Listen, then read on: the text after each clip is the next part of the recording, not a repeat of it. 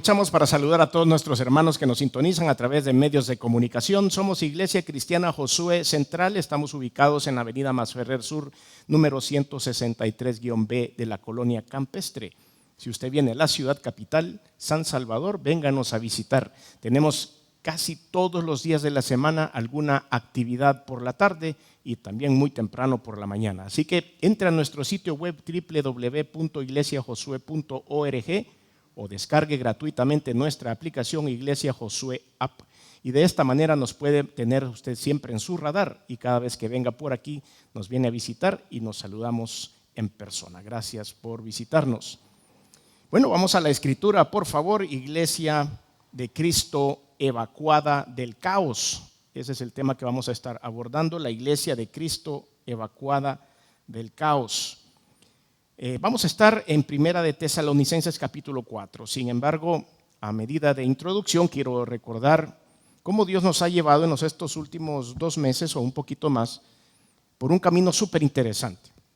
Empezamos predicando el primero de estos mensajes de esta serie que se llamó ¿Existe el infierno?, basado en Génesis capítulo 1 y 2. Después hicimos otra interrogante en el siguiente mensaje: ¿existe Satanás? Después de esto, el Señor nos entregó otro mensaje que decía liberando a una raza autodestructiva, que es la raza humana. Después de eso nos dijo el Señor: ¿a quién gobierna tus pensamientos? Y todo esto iba relacionado una cosa con la otra, como que cada tema iba hilado el uno con el otro. Todos estos mensajes están en la plataforma de la iglesia si usted quiere verlos. También el Señor nos habló en el último mensaje: existe el cielo. Hablamos acerca del cielo. Y ahora el Señor nos ha enfocado en esto porque creo que vamos repasando con la iglesia cada una de las doctrinas más esenciales del cristianismo. Hemos ido saltando, como siguiendo un camino, una huella de concreto, paso a paso, repasando la esencia de la doctrina cristiana. Y ahora llegamos a este punto en donde este tema a veces es un poco señalado y quizá por otros líderes de otras religiones tal vez nos dicen si el cristianismo tiene cosas absurdas, creo que eso es lo más absurdo que tiene. Así se expresan algunos no creyentes en el cristianismo. Este tema quizá va amarrado en ese mismo sentido con la Trinidad. Hay otros corrientes de pensamiento que no logran comprender qué es la Trinidad dentro del cristianismo, pero ese es tema para otro mensaje. Pero lo que vamos a tocar ahora es el arrebatamiento de la iglesia, el rapto, así se llama en la Biblia. Y por raro que parezca o por sacado de una película de Hollywood, vamos a ver bíblicamente cuántas veces Dios habla acerca de esto y cuánto faltará para que esto suceda, aunque vamos a quedar claros que usted ni yo nunca vamos a saber la fecha exacta ni la hora de lo que esto va a pasar. Pero si hablo un poquito así con léxico juvenil, esto es awesome, es peladísimo, es una gran cosa. Si hay cosas sobrenaturales en la Biblia, el arrebatamiento de la iglesia es un tema apasionante porque realmente es algo de película lo que va a suceder. Y personalmente yo quiero estar ahí, quiero verlo, quiero ver qué va a pasar. Hace algunos años, un par de años, cuando el gobierno de los talibanes tomó Afganistán una vez más y llegó a la ciudad e invadió esa zona, muchos países tuvieron que evacuar a sus representantes. Entre ellos, Estados Unidos hizo una evacuación a gran escala, pero súper. Pudimos ver en esas tomas muy tristes cómo algunos locales se agarraban fuertemente de los aviones americanos para lograr salir de ese país y esos locales pues obviamente terminaban cayéndose de estos aviones y cayendo al vacío. La gente estaba muy desesperada y todo el mundo lo que estaba queriendo hacer, todos estos países, era evacuar del caos a su gente, sacarlos de ahí para evitar la gran tribulación que en este nuevo gobierno iba a llevar. Hace poco pudimos ver también que el país de Níger en África entró en un golpe de estado y sus máximas quejas, las máximas quejas que hay de este nuevo gobierno de facto son en contra de Francia. Entonces Francia tuvo que ir y evacuar del caos a sus ciudadanos franceses. Los está sacando de ahí. La evacuación que se dio en Vietnam, hay muchas fotos también acerca de eso, cuando los Estados Unidos se retira de la guerra de Vietnam, se ve cómo los helicópteros los empujan al mar para que pudiesen, no había tiempo de evacuar toda esa maquinaria y los helicópteros, aviones y todos los empujaban de los portaaviones y todo el mundo salió corriendo de ahí. Recuerdo también un poco más contemporáneo esto para ustedes y para mí, cuando estuvimos en la pandemia, tuve la oportunidad de poder hacer vuelos de repatriación o vuelos humanitarios. Se nos llamó para poder cumplir esa misión e ir a diferentes ciudades y países a poder traer a salvadoreños que habían quedado atrapados. Era una gran cosa, ¿verdad? Cuando uno se acuerda de eso, uno andaba como que era Teletubby, ¿verdad? O como que era robot, se subía como que eran astronautas, subía uno al avión porque iba totalmente cubierto. No conocíamos bien qué es lo que estaba pasando en el mundo, entonces íbamos con guantes, con gorra, eran unos trajes que nos poníamos para ir a recoger a nuestros compatriotas que habían quedado atrapados. Y para eso ellos tenían que enlistarse en los consulados de su ciudad. Entonces ellos llegaban, se movían como podían o hacían contacto con el consulado de El Salvador, en nuestro caso, en la ciudad donde se habían quedado, y el consulado tenía que hacer un listado y después buscarles un espacio en nuestros vuelos de repatriación, porque obviamente teníamos espacio limitado en nuestros aviones. Y de esa manera logramos repatriar a muchos salvadoreños. Pues algo similar a esto es lo que Dios va a hacer con usted y conmigo si estamos enlistados en el libro correcto. La palabra arrebatar viene de una palabra griega, harpazo, que significa arrebatar. Esa es la traducción literal de este vocablo. Y se dice del acto del Espíritu del Señor con respecto a Felipe en Hechos capítulo 8, versículo 39. No lo tenemos ahora, no lo vamos a ver, solo se lo doy como una referencia. O el apóstol Pablo cuando fue tomado al tercer cielo, ¿recuerdan ustedes? O del arrebatamiento de los santos al retorno del Señor en 1 Tesalonicenses 4, que es lo que vamos a leer. También el arrebatamiento del niño varón de la visión de Apocalipsis capítulo 12, versículo 5. O cuando el Señor se llevó a Enoc, también recuerdan, en un carro de fuego. Entonces este verbo comunica que se ejerce una fuerza sobrenatural y súbita en un ser humano, y ese ser humano desaparece de esta dimensión, si lo quiere ver así. La palabra dormir es otro vocablo que quiero aclarar ya para que cuando lo leamos a ustedes ya tengan más claro esto. En la palabra arrebatamiento es lo que vimos, y hay una palabra en esta porción que vamos a leer que es la palabra dormir, a los que duermen.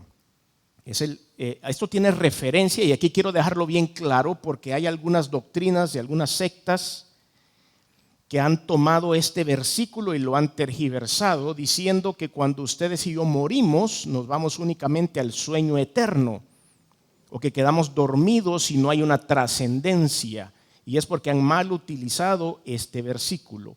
Entonces seamos cuidadosos, porque ustedes y yo, si bien es cierto, nuestro cuerpo será resucitado más adelante en Cristo Jesús, no es que en este momento nuestros difuntos estén dormidos en el sueño eterno. Hay una trascendencia, su alma y su espíritu han trascendido, de acuerdo a lo que dice la Escritura, porque la Biblia dice en la Epístola a los Hebreos, como está escrito, que el hombre muera una sola vez y después de esto el juicio. Entonces la palabra dormir es referencia al cuerpo, y es una metáfora que se usa en la Escritura de la derivación de la palabra koima o mai, que significa echarse, tenderse o yacer. En el Nuevo Testamento se usa esta palabra también para referirse al cuerpo humano cuando está en un cementerio. Lo mismo podemos encontrar en el Antiguo Testamento. Daniel 12:2 hace una referencia con esto. Físicamente los muertos se describe como los que duermen.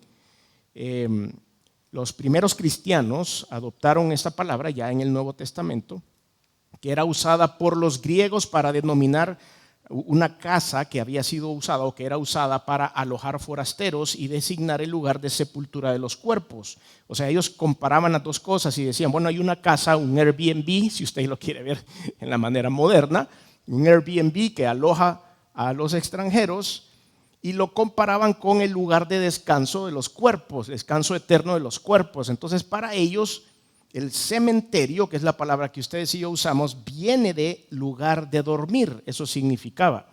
Entonces, para ellos era como un hotel para los fallecidos, ¿verdad? En inglés se usa la palabra inn, I-N-N. Por eso hay algunos hoteles que tienen a continuación de su nombre, inn, que significa este lugar de descanso. Entonces, para no confundirnos, la palabra dormir aquí es una ilustración de que estos cuerpos van a fallecer, por supuesto, y se van a podrir, pero su alma y su espíritu han trascendido, y en el arrebatamiento de la iglesia todo esto se volverá a unir en un cuerpo glorificado. Ahora, vamos ahora sí a nuestro texto base. Primera de Tesalonicenses capítulo 4, versículos 13 al 18. Dice la Biblia: tampoco queremos, hermanos, que ignoréis acerca de los que duermen, para que no os entristezcáis como los otros que no tienen esperanza.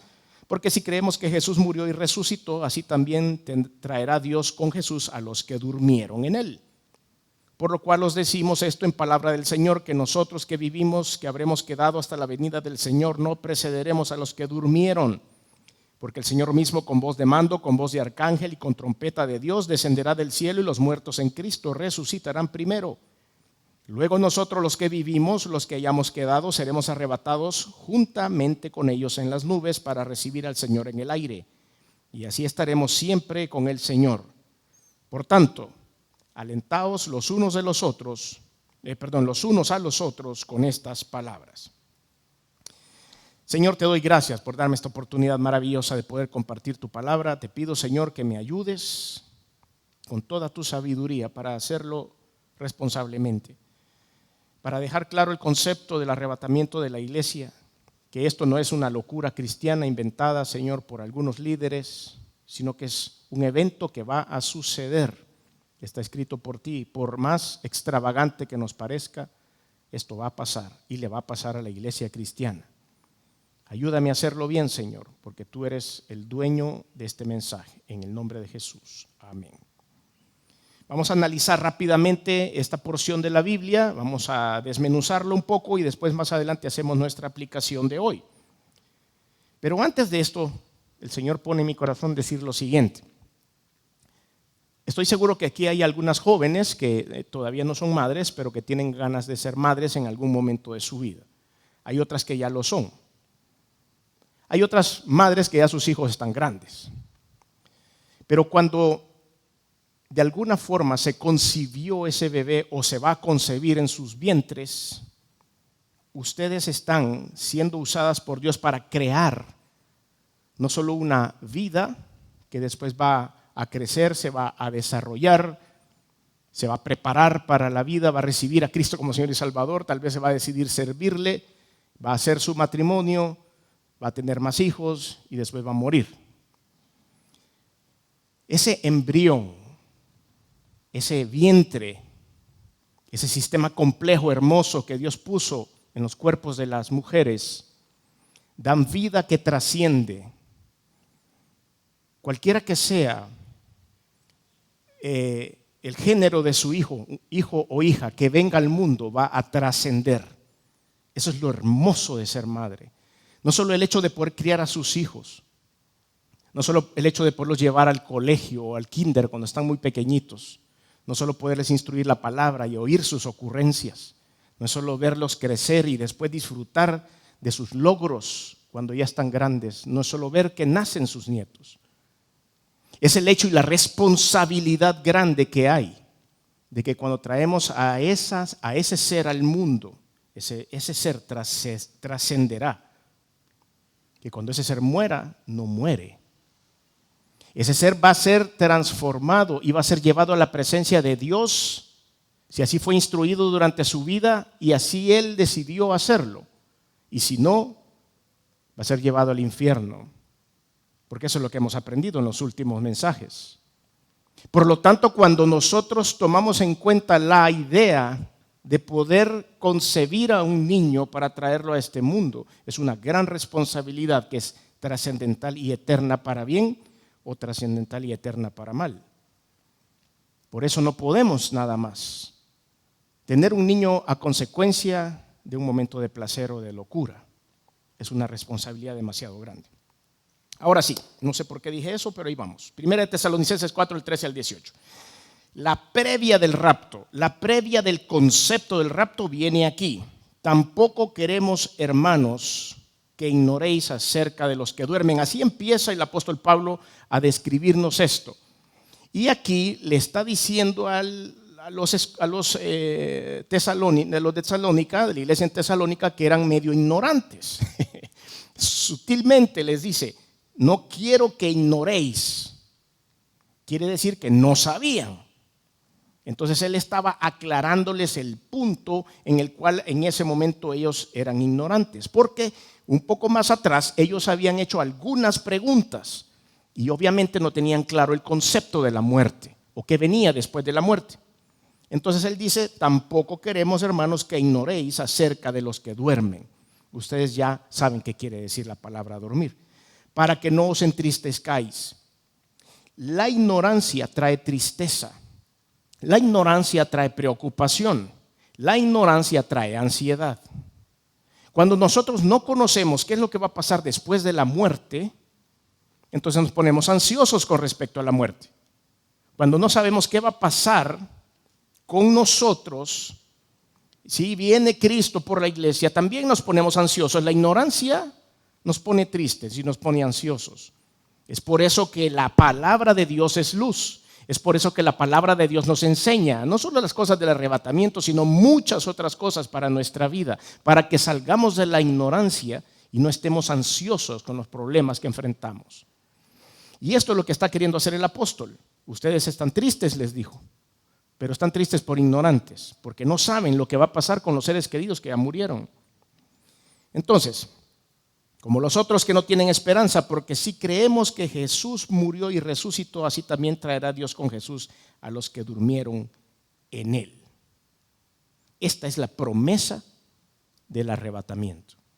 Lo que ustedes están viendo acá es una palabra de Dios, diciendo, los que durmieron en Cristo se van, los otros no se van. Porque aquí dijo él, como los otros que no tienen esperanza. Por eso hay que procurar evangelizar a la gente. Por eso hay que procurar llevar este mensaje de salvación a todas las personas. Porque si creemos que Jesús murió y resucitó, así también traerá Dios con Jesús a los que durmieron en él. Esa es la condición de la promesa. Creer que Jesús murió y resucitó. Probablemente, estoy seguro que algunos señalarán y dirán, es que ustedes los cristianos son bien radicales, o sea que el que no cree en Cristo no se va al cielo. Sí, lo siento. No puedo decir otra cosa, no puedo decir, mira, no le puedo ablandar la situación. Lo siento, no puedo ablandarla porque la palabra de Dios dice, yo soy el camino, la verdad y la vida. Nadie viene al Padre si no es a través de mí. ¿Quién dijo eso? Jesucristo. Entonces, si Él dice que es el único camino al Padre, también es el único camino por el cual ustedes y yo vamos a llegar y vamos a disfrutar de ese momento maravilloso del arrebatamiento de la iglesia, que ya lo vamos a describir. Ya vamos a describir cómo será. Una gran cosa, verdaderamente. Así que ustedes tienen que salir de aquí sabiendo que sus nombres están escritos en esa lista, porque no sabemos cuándo va a ser. Sigamos. Porque si creemos que Jesús murió y resucitó, así también traerá Dios con Jesús a los que durmieron en él. Por lo cual os decimos esto en palabra del Señor. Uy, hermano, eso tiene la firma de Dios ahí. Esto tiene la firma, está rubricado por el Señor. Este es un documento legal. Por lo cual os decimos esto en palabra del Señor, que nosotros los que vivimos, que habremos quedado hasta la venida del Señor, no precederemos a los que durmieron. ¿Cómo va a pasar? Versículo 16. Porque el Señor mismo con voz de mando, con voz de arcángel y con trompeta de Dios descenderá del cielo y los muertos en Cristo resucitarán primero. Esos cuerpos que ya llevan algunos años ahí. Luego nosotros que vivimos, que hayamos quedado, seremos arrebatados juntamente con ellos en las nubes para recibir al Señor en el aire y estaremos siempre con el Señor. Y el propósito de este mensaje, el propósito del cual, porque usted está oyendo esto, primero es para que usted se prepare para ese día, obviamente, para que se ponga muy feliz de lo que va a suceder, de lo que va a pasar, y que ustedes y yo vamos a estar reunidos con el Señor en las nubes el día que el Señor venga por la iglesia. Y también, en el capítulo 18 dice, el versículo 18, por tanto, alentaos los unos a los otros con estas palabras, los que conocen a Cristo y los que no. Tenemos que alentarnos nosotros de que eso va a pasar y tenemos que alentar a otros que no saben que eso va a pasar. Tenemos que contar la historia. Así que es por eso que estamos aclarando todos los puntos que ustedes y hoy tenemos que conocer. Para aquellos que estudian teología, recuerden que para poder sacar una doctrina bíblica, al menos esa doctrina tiene que ser repetida 2 veces en la Escritura. Recuerdan, si hay algunos estudiantes de teología por acá, o si alguien nos está escuchando, una de las principales esencias del conocimiento bíblico, del estudio de la palabra, es que yo no puedo sacar doctrina de un solo versículo, que no puedo sacar doctrina de algo que solo se menciona una sola vez en la Biblia. Pues entonces vamos rápidamente, 1 Corintios 15, del 51 al 52, y así le dejo la confirmación de la doctrina del arrebatamiento. 1 Corintios 15, del 51 al 52, el apóstol Pablo escribiéndole a la iglesia en Corinto. He aquí os digo un misterio. Vea cómo empieza esto. He aquí os digo un misterio. ¿Y cuáles son los misterios? Las cosas que ustedes y yo no podemos entender. ¿Cómo van a pasar? La mente humana no puede poner uno sobre... A usted le dicen 1 más 1 es 2 y 2 más 2 son 4 y eso pues así es. Pero cuando usted dice de repente vamos a estar aquí y en un segundo ya no vamos a estar aquí, algunos se quedarán tal vez nos vamos todos, yo quisiera que todos nos fuéramos, pero dice la Escritura que estarán 2, una lavando y la otra estará lavando al lado y de repente una se irá y la otra se quedará, estarán 2 dormidos en una cama, dice, y uno se irá y la otra se quedará. Yo he hecho esta broma y ya lo he platicado con ustedes en alguna ocasión, y a veces entro a mi cabina, a mi avión y saludo a la tripulación y de repente veo que el copiloto es cristiano, la jefe de cabina es cristiana y uno que otro tripulante de cabina también son cristianos y decimos, Dios guarde a estos pasajeros y es el arrebatamiento este día porque nadie se va a quedar volando este avión, porque todos nos vamos. No van a atender, solo van a sentir que de repente se van a volver a ver los pasajeros y van a decir, ajá, y el piloto, y de repente desaparecieron unos tripulantes y aquí ¿quién por nosotros? Nadie, porque yo voy a estar en otra nube, ya no voy a estar en esa nube, en la nube del Señor, por supuesto. 1 Corintios 15, el 51, 52, aquí os digo un misterio, no todos dormiremos, pero todos seremos transformados en un momento, en un abrir y cerrar de ojos, a la final trompeta, porque se tocará la trompeta, y los muertos serán resucitados incorruptibles y nosotros seremos transformados. Ahí está su confirmación de la doctrina. Ahora, ¿cuál es el motivo del rapto? Ese es nuestro primer punto. ¿Por qué? ¿Por qué el rapto? Porque inmediatamente después del rapto empieza otra etapa de la iglesia. Ahorita estamos en la etapa de la iglesia, en la etapa de la gracia se llama, que quiere decir que ustedes y yo somos salvos solo por el amor de Cristo, únicamente, creyendo en el sacrificio de Jesús, en la sangre derramada, entregándole nuestro corazón a Cristo y permitiendo que el Espíritu Santo entre en nuestra vida, es suficiente para que ustedes y yo seamos salvos y estemos en la lista para ese día.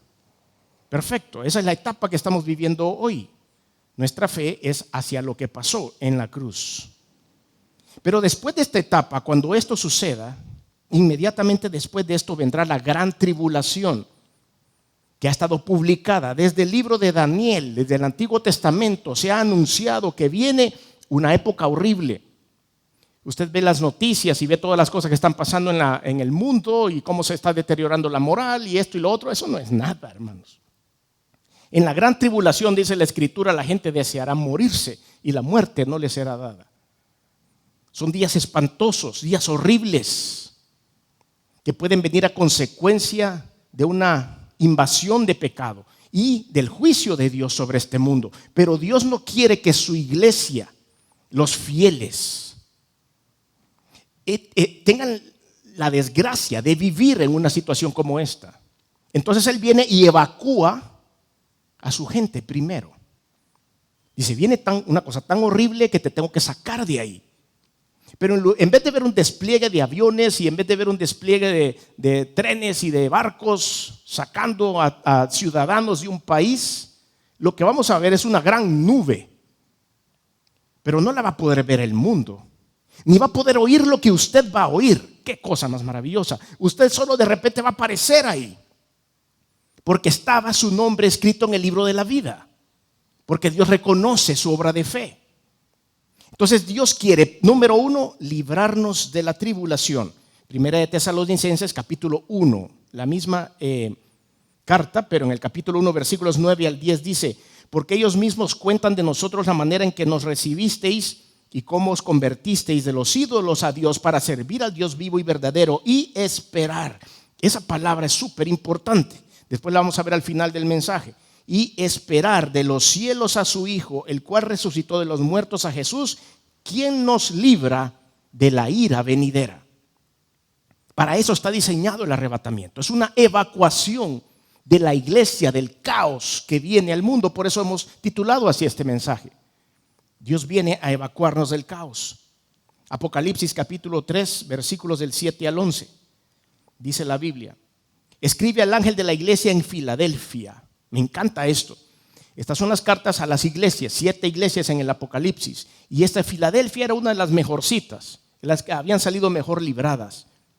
Y entonces del análisis de Dios, y dice que le escriben a Filadelfia: esto dice el santo y verdadero, el que tiene la llave de David, el que abre y ninguno cierra, y cierra y ninguno abre. Yo conozco tus obras, y aquí he puesto delante de ti una puerta abierta, la cual nadie puede cerrar. Porque aunque tienes poca fuerza, has guardado mi palabra y no has negado mi nombre. ¿Quiénes se identifican con eso? A veces no somos que cristianos muy fuertes, que digamos, ¿verdad? A veces vienen algunas pruebas y algunos desafíos que nos aflojan un poco la fe. No somos los más fuertes, pero somos cristianos, y dice la Biblia en esta descripción que hemos guardado su palabra y no hemos negado nunca el nombre de Cristo, aunque en algún punto hayamos flaqueado. He aquí yo entrego de la sinagoga de Satanás a los que dicen ser judíos y no lo son, sino que mienten. En este caso a los cristianos, que no son cristianos sino mienten. Y aquí yo haré que vengan y se postren a tus pies y reconozcan que yo te he amado. Versículo 10. Por cuanto has guardado la palabra de mi paciencia, yo también te guardaré la hora de la prueba que ha de venir sobre el mundo entero para probar a los que moran sobre la tierra. Viene algo horrible. ¿Cuál es el otro motivo? El primer motivo, dijimos entonces, es evacuarnos del caos de la tribulación. El segundo motivo es reunir a la iglesia, finalmente. Nosotros nos conocemos, algunos de ustedes ya tienen algunos años por acá y nos reconocemos, pero yo no conozco a muchas gentes que viven en Uruguay, en Paraguay, cristianos que se reúnen en China, no sé, hay mucha gente que no conocemos, pero el Señor quiere reunir a toda su iglesia. Y dice: voy a ir por ellos antes de que esto pase. Y a esto en la Biblia se le llama las bodas del Cordero. ¿Recuerdan ustedes ese término? Las bodas del Cordero, en donde Dios es el esposo y nosotros, la iglesia, somos la esposa. Y finalmente nos vamos a reunir. Ese día va a haber una gran fiesta en los cielos. No es necesario que toquemos ese tema porque no me quiero meter ahí en los detalles de lo que va a pasar cuando lleguemos a los cielos, pero van a pasar 2 cosas. La primera es la boda del Cordero y la segunda el tribunal de Cristo. Eso es en el momento del arrebatamiento. Apocalipsis capítulo 19, versículo 9 dice: y el ángel me dijo: escribe, bienaventurados los que son llamados a la cena de las bodas del Cordero. Y me dijo: estas son palabras verdaderas de Dios. Somos llamados, ese va a pasar, así nos van a reunir allá. Después, casi al mismo tiempo, en esa entrada, antes de entrar a las bodas, vamos a pasar por el tribunal de Cristo, 2 Corintios 5, del 9 al 10. Por tanto, procuramos también, ausentes o presentes, ser agradables, porque es necesario que todos nosotros comparezcamos ante el tribunal de Cristo, para que cada uno reciba según lo que haya hecho mientras estaba en el cuerpo, sea bueno o sea malo. ¿Por qué dice así? ¿Por qué dice sea bueno o sea malo? Es porque el tribunal, la tribuna de Cristo, es a donde el Señor va a decir: por este pagué, mi sangre sirvió para limpiar sus pecados. Y las cositas buenas que hizo, he aquí su corona, su galardón o lo que sea que Dios nos quiera dar ahí en la entrada. Eso va a ser en la entrada, en el check-in, en el lobby del cielo. Y después usted va a entrar a las bodas del Cordero. Pero bueno, no voy a hablar mucho de eso porque me voy a emocionar y nunca vamos a terminar. Ahora, ¿qué evidencias vamos a tener acerca del arrebatamiento? Esos son los motivos por los cuales viene el arrebatamiento. Pero ¿cuáles son las evidencias? Bueno, déjeme decirle que no habrán evidencias o muchas señales fuertes ante el mundo. Me apasiona esta parte. Preparando esto descubrí que hay 3 sonidos que ustedes y yo vamos a escuchar, solo los cristianos. Vamos a escuchar esos 3 sonidos. Esas 3 señales, la gente ni cuenta se va a dar. Los que están manejando seguirán manejando. Los que están metidos en la maquila con el montón de máquinas encendidas seguirán metidos en la maquila con la máquina encendida. Los que están subidos en el tractor arando los campos seguirán subidos en el tractor arando los campos. No van a oír nada, pero ustedes y yo sí. Vamos a oír unas cosas maravillosas. La Biblia muestra algunas señales que no quiero que haya equivocación con esto, por eso quiero dejar este punto claro.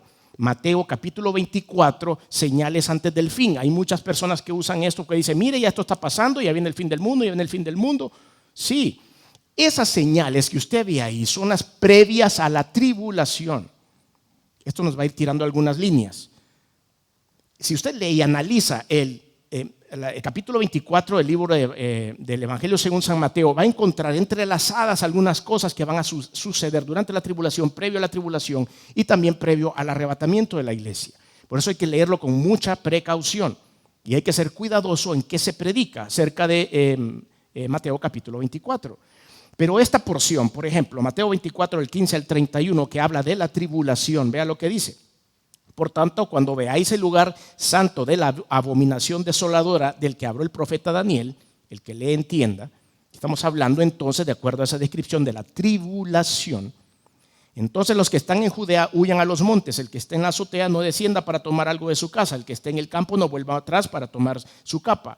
Mas hay de las que estén encintas y las que críen aquellos días, orad pues que vuestra huida no sea en invierno y en día de reposo, porque habrá entonces gran tribulación, la cual no le ha habido desde el principio del mundo hasta ahora, ni la habrá.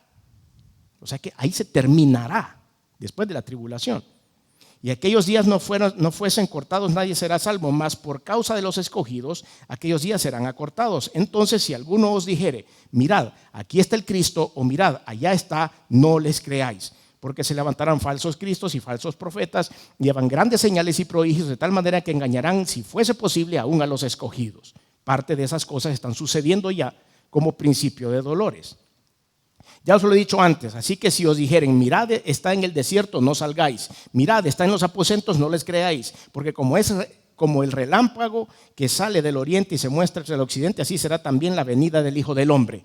Punto. Vamos a ver algo ahí importantísimo. La venida del Hijo del Hombre no es el arrebatamiento. La venida del Hijo del Hombre es la segunda venida de Cristo al mundo.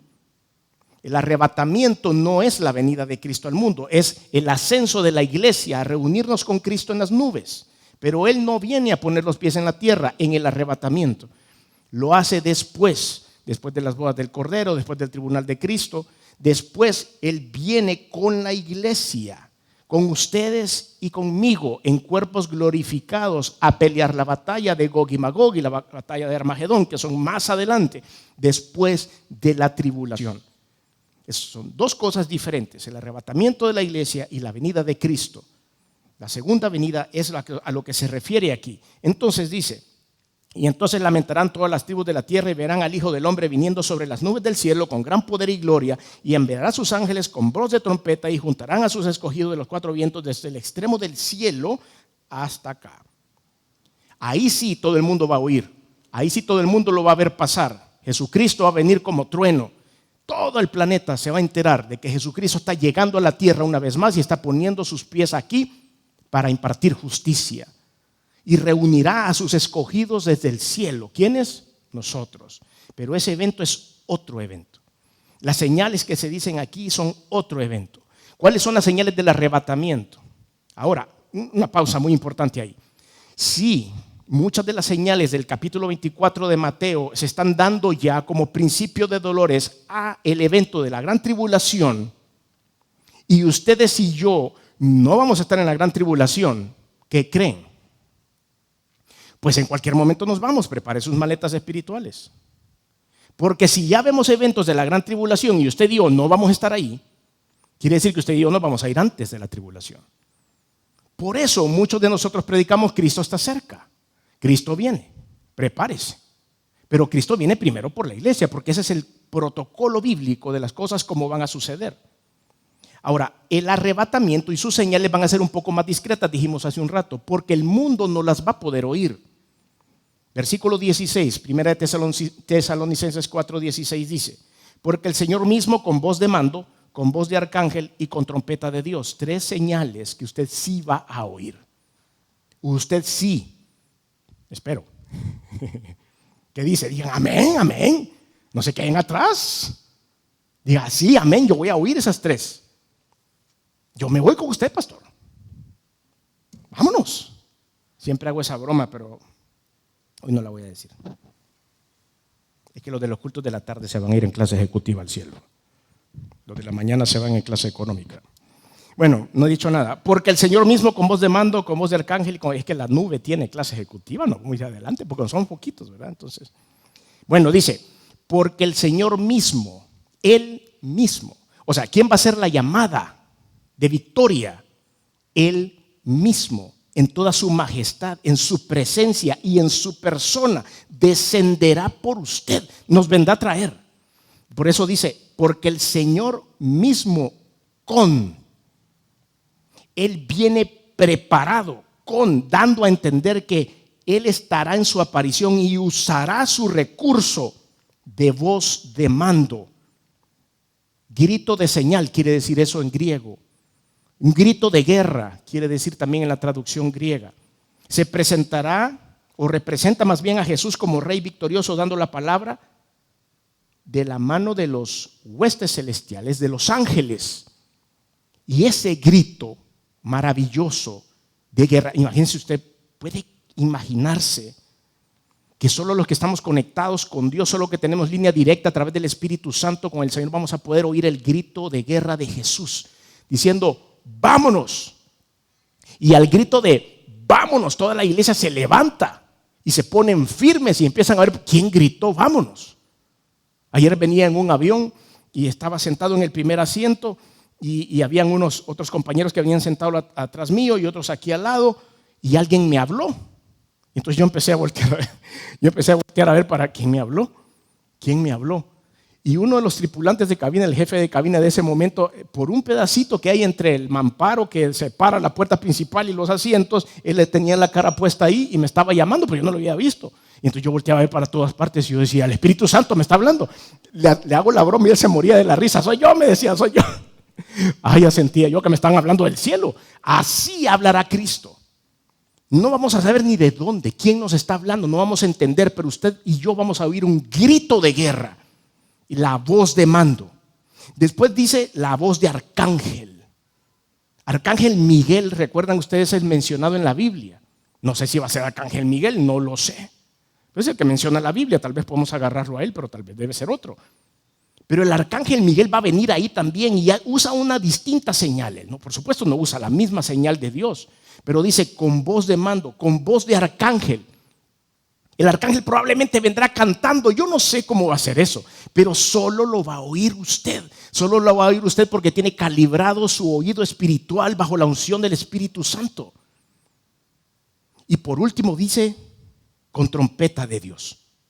Esa famosa trompeta suena por todas partes. Usted ya lo ha leído. Hemos leído 3 versículos diferentes acerca del arrebatamiento y siempre suena la trompeta. Y es porque cuando se hacía una convocatoria en el tiempo bíblico, pues antes no habían grupos de WhatsApp, ¿verdad? Vamos a tener ensayo de alabanza, vénganse a las 3 de la tarde. Vamos a ir a tomarnos un café, vénganse todos acá. O el chat familiar, ¿verdad? Miren, vamos a comer pupusas, así que cada quien traiga lo suyo. Es de traje, mis pupusas, traje, mi chocolate, trajes. Tráiganse algo. Y así uno se pone de acuerdo, pero en aquel tiempo no era así. ¿Qué hacían nada más? Tocaban la trompeta y de acuerdo a la tonada de la trompeta, si era convocatoria para la adoración, convocatoria para la guerra, convocatoria para comer, convocatoria, era la trompeta. Y entonces aquí no va a faltar. Y usted va a oír la trompeta también. El conductor del autobús en el cual usted va no va a oír ni la voz de mando, ni la voz de arcángel, ni la trompeta de Dios. Son señales silenciosas de Dios para su iglesia. En ese momento, vamos a empezar a ver que el que ha venido por nosotros es Cristo. ¿Quién vendrá? Jesús. No mandará a nadie. No mandará a nadie. Y eso me hace recordar Éxodo 33:14. Cuando Moisés tenía que sacar al pueblo de Israel de Egipto y estaba muy ansioso Moisés y decía: Señor, ¿a quién me vas a mandar? Porque el Señor se había enojado con el pueblo y el pueblo estaba separado de Dios en ese momento. Y cuando finalmente el Señor los iba a sacar, le dijo a Moisés: ahí te voy a mandar un ángel para que te acompañe. Y Moisés estaba un poco abatido y le dijo: Señor, ¿cómo me vas a mandar un ángel, un angelito? O sea, está bien el ángel, pues, pero yo no puedo ir solo. Entonces llega en el capítulo 33 y habla con Dios así como que no quiere la cosa Moisés, y le dice: Señor, y entonces ¿cómo vas a conformar esto de la salida del pueblo de la opresión? Y el Señor le contesta en Éxodo 33:14 algo que le puede contestar a usted también, y es uno de mis versículos preferidos antes de dar un paso. Recuérdese de Éxodo 33:14 y dice: mi presencia irá contigo y te daré descanso. Y aquí vamos viendo que el mismo Dios vendrá por nosotros. Aquí vaya conmigo a Juan capítulo 13, versículos 13:36 hasta el 14:3. Se unen ahí dos capítulos.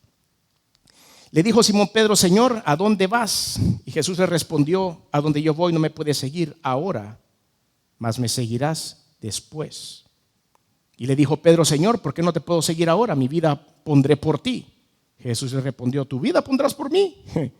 De cierto te digo, no cantará el gallo sin que me hayas negado 3 veces. Pero el Señor tenía que ir a un lugar a donde después, dice, nosotros lo íbamos a seguir. 14:1.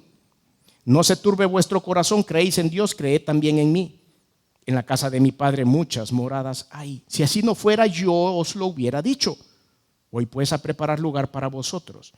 Y lleva 2000 años preparando lugar para nosotros. Ha de ser un lugar hermoso, porque lleva un montón de años construyéndolo. Y si me fuere y os prepararé el lugar, coma, ¿qué dice la coma? Vendré otra vez y os tomaré a mí mismo, para que donde yo estoy, vosotros también estéis. Él viene. ¿Quiere ver a Jesús usted?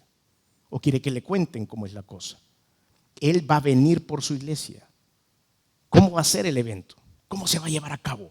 ¿Qué va a pasar? ¿Qué vamos a ver, Señor? Bueno, la Biblia lo dice también. Hechos capítulo 1, versículos del 6 al 11. El Señor Jesucristo estaba con los discípulos dándoles las últimas informaciones, las últimas indicaciones de cómo tenían que administrar la iglesia de Cristo en este mundo, y de repente se fue. Dijo unas palabras maravillosas el Señor a los apóstoles, y les dijo: y recibiréis poder cuando haya venido sobre vosotros el Espíritu Santo, y me seréis testigos en Jerusalén, Judea, Samaria y hasta lo último de la tierra. El Señor dejó al Espíritu de Dios en nosotros. Pero vean qué fue lo que pasó. Hechos 1:6 en adelante vamos a empezar a leer. Entonces los que se habían reunido le preguntaron diciendo: Señor, ¿restaurarás el reino de Israel en este tiempo? Y les dijo: no os toca a vosotros saber los tiempos o las sazones que el Padre puso en su sola potestad, pero recibiréis poder cuando haya venido sobre vosotros el Espíritu Santo, y me seréis testigos en Jerusalén, en toda Judea, en Samaria y hasta lo último de la tierra. Versículo 9. Y habiendo dicho estas cosas, viéndolo ellos, fue alzado y le recibió una nube que lo ocultó de sus ojos. Y entonces estaban todos así, viendo para arriba cómo el Señor desaparecía. Ustedes pueden imaginarse eso. Estaban platicando con el Señor Jesús y de repente, y entonces todo el mundo se estaba viendo para arriba. Y cuando ellos estaban viendo para arriba, llegaron unos personajes también y se pusieron a la par de ellos. ¡Wow! ¡Qué bonito!, ¿verdad? Y los apóstoles todavía sin habla, speechless, viendo para arriba. ¿Y ustedes quiénes son? ¿De dónde aparecieron? Veamos qué dice. Y estando ellos con los ojos puestos en el cielo, entre tanto que él se iba, y aquí se pusieron junto a ellos 2 varones con vestiduras blancas. No se eriza usted sobre esto. Está viendo al cielo y de repente llegan 2 varones con vestiduras blancas. Y versículo 11 le dice: los cuales también les dijeron: varones galileos, ¿por qué estáis mirando al cielo? Este mismo Jesús que ha sido tomado de vosotros al cielo, así vendrá como lo habéis visto ir al cielo. De la misma manera como ustedes acaban de ver, así mismo vendrá por ustedes. Eso es lo que les estaban diciendo estos dos ángeles parados al lado de ellos. Entonces, ¿cómo va a ser ese evento? No sé cómo va a ser, porque no tengo palabras para describir la belleza. No hay palabras humanas, no hay palabras en español para poder describir lo impactante que va a ser el momento en el que ustedes y yo seamos arrebatados a los cielos con Jesús, porque Él vendrá por nosotros. No va a poner los pies sobre la tierra, después vendrá más adelante, vendremos junto a Él en su segunda venida. Pero este arrebatamiento de la iglesia es algo especial, sobrenatural, que tiene que ser predicado. La pregunta obligada de todos, ¿cuándo va a ser? No me atrevo ni siquiera a calcular, porque Dios lo dijo claramente en ese versículo, Hechos 1:6, que leímos hace unos cuantos segundos. Dice: entonces los que se habían reunido le preguntaron diciendo: Señor, ¿restaurarás el reino de Israel en este tiempo? Y Él les dijo: no os toca a vosotros saber los tiempos y las sazones que el Padre puso en su sola potestad. En otras palabras, ¿qué nos importa cuándo es? Lo que ustedes y yo tenemos que estar es listos y seguros que su nombre está en la lista de pasajeros de la nube que nos va a llevar al cielo, en donde nos vamos a reunir con el Señor, para que cuando pase esto y nosotros dejemos nuestros puestos de trabajo, los asientos donde estamos sentados, la gente solo se quede preguntando: ¿y aquí qué pasó? Y no van a saber qué pasó, porque las señales solo las vamos a escuchar ustedes y yo.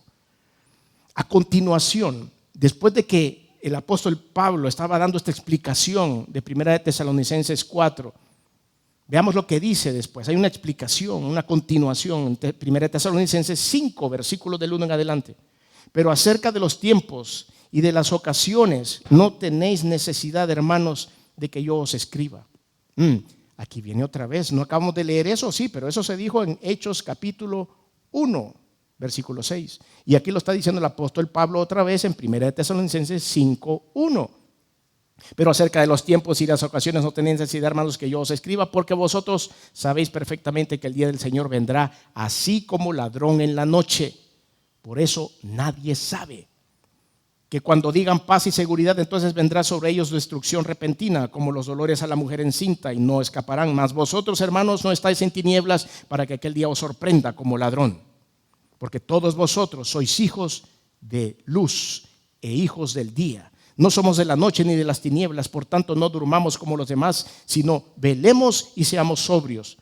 Pues los que duermen de noche duermen, y los que se embriagan de noche se embriagan, pero nosotros, que somos del día, seamos sobrios, habiéndonos vestido con la coraza de fe y de amor y con la esperanza de salvación como yelmo. Estos son ingredientes para cuidar el día que nos vamos a ir con el Señor. Porque no nos ha puesto Dios para ira, sino para alcanzar salvación por medio de nuestro Señor Jesucristo. ¿Por medio de quién? Dice ahí. Hace un momento dije, aquí van a señalar algunos que somos radicales, que solo podemos obtener esto a través de la fe en Jesucristo, y que somos muy cerrados, y que cómo puede ser que solo Cristo va a obtener la salvación eterna, etcétera, etcétera. Pero así lo dice la Biblia. Aquí dice así. No nos estamos inventando nada, ni es mi punto de vista. Dice: porque no nos ha puesto Dios para ira, sino para alcanzar salvación por medio de nuestro Señor Jesucristo, quien murió por nosotros, para que sea que velemos o que durmamos, vivamos juntamente con Él. Por lo cual, animaos unos a otros y edificaos unos a otros, así como lo hacéis. Para mientras, ¿qué tenemos que hacer? Esperar.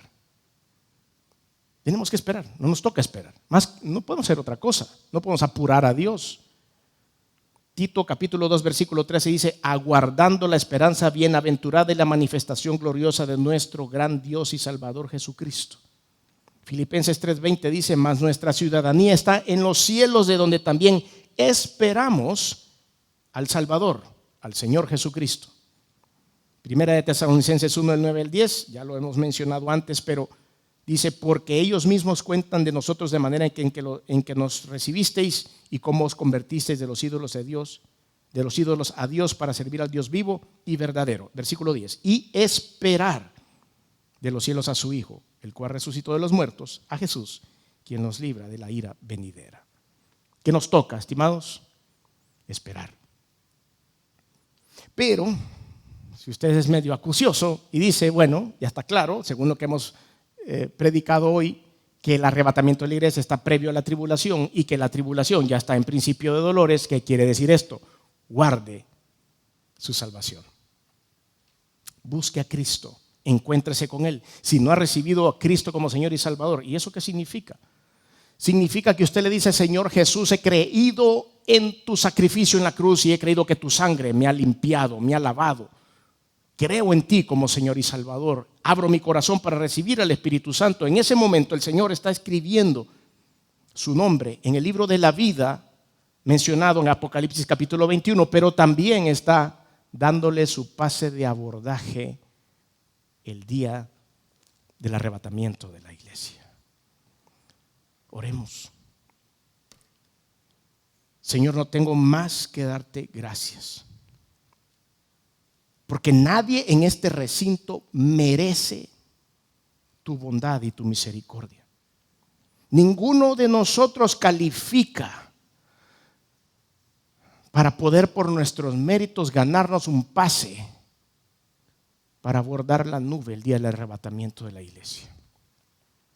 Es por tu inmenso amor, es únicamente por tu misericordia.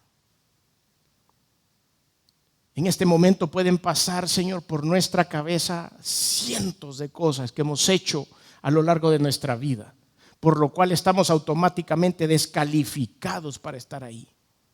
Pero tú, Señor, eres misericordioso y nos has declarado justos a través de la sangre redentora de Cristo. Por eso el único que puede entrar a ese lugar maravilloso es aquel que ha creído y ha depositado su fe en Jesús. Por eso hoy vengo aquí, Señor, con agradecimiento, dándote gracias por esa oportunidad maravillosa, inmerecida, de poder escuchar tu voz de mando, la voz del arcángel y la trompeta de Dios sonando el día que vengas por tu iglesia, y que hay un asiento que tiene mi nombre, está reservado para mí para ese día, Señor. No puedo más que darte gracias. Y en lo que usted está ahí hablando con su Señor, dándole gracias por su misericordia, yo pregunto si hay alguien acá que no está seguro si tiene su nombre escrito en el libro de la vida, si no está seguro que en verdad estará en esa lista de pasajeros el día del arrebatamiento de la iglesia, porque no habrán dos arrebatamientos, va a haber uno nada más. Es un evento donde toda la iglesia se irá con Jesús. Y no puedo darme el lujo de esperarme a la siguiente nube cuando venga, porque no habrá una siguiente. Por eso debo estar seguro de mi fe. Si usted quiere estar seguro y dar su paso de fe, y quiere decir, sí quiero entregar mi corazón a Cristo, porque no estoy seguro si lo he hecho, sin ninguna pena, porque usted no se puede quedar en la tierra pasando la tribulación por pena. Sería el peor negocio de su vida.